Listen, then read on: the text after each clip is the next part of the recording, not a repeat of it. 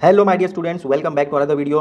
बच्चों, आज हम सेकंड स्टैंडर्ड का मैथ्स कर रहे हैं। यहाँ पर आपका topic maths in a story complete हो जाएगा और पूरा मैथ्स का पोर्शन भी कंप्लीट हो जाएगा।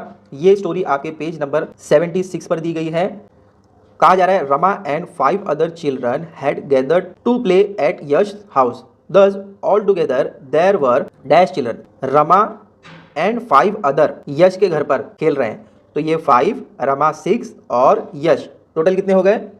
टोटल यहाँ पर 7 चिल्ड्रंस हो गए। ठीक है, यश और रमा 2 हो गए और यहाँ पर 5 अदर चिल्ड्रन आ रहे हैं, तो 2 + 5 7 होता है। He taught the children to make crowns of Greek kings.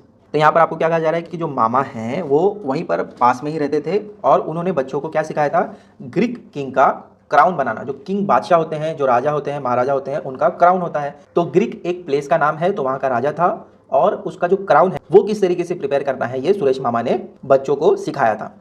तो आगे देखो क्या कह रहे हैं। He took a strip of card paper and on it he draw a zigzag line made of slanting lines.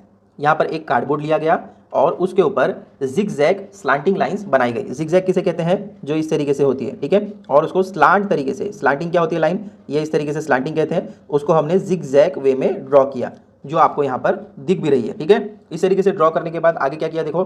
Cutting the strip along that line he made 2 parts. तो जब इस तरीके से ये लाइंस ड्रॉ कर ली गई, इसको जब उन्होंने कट किया तो ये 2 पार्ट्स में डिवाइड हो गया, जो आपको यहाँ पर नजर आ रहा होगा।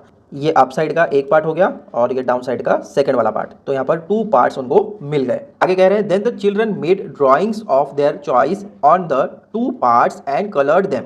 अब जो 2 पार्ट आए थे, अप साइड वाले पे और डाउन साइड वाले पे, दोनों पर बच्चों ने अपनी चॉइस का ड्रॉइंग किया। Then Suresh Mama pin them and made the crowns. और उसके बाद सुरेश मामा ने उनको किस तरीके से क्राउन बनाना है ये बताया। कैसे? देखो, ये जो स्ट्रेट लाइन आपको दिख रही है उसको फर्स्ट एंड और लास्ट वाला एंड जो है इसको पिन किया। पिन करने के बाद उनको पता चला कि ये क्राउन बन चुका है। They got 2 crowns from 1 strip, thus how many strips did they need. तो यहाँ पर आपको क्या कहा जा रहा है कि उन्होंने 2 क्राउन बनाए एक स्ट्रिप से।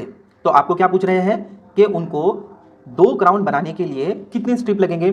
ऑब्वियसली 1 स्ट्रिप लगेगी, एक ही स्ट्रिप था ना। देखो यहाँ पर ये 1 स्ट्रिप से इन्होंने 2 अलग पार्ट्स को कट किया और यहाँ पर आपके पास 2 क्राउन्स प्रिपेयर हो गए। तो यहाँ पर हमें आंसर में क्या लिखना है? 1 स्ट्रिप नीडेड। ठीक है, आगे आपको कह रहे हैं, after all the children had von a crown each, they put the left over crown on Suresh mama's head.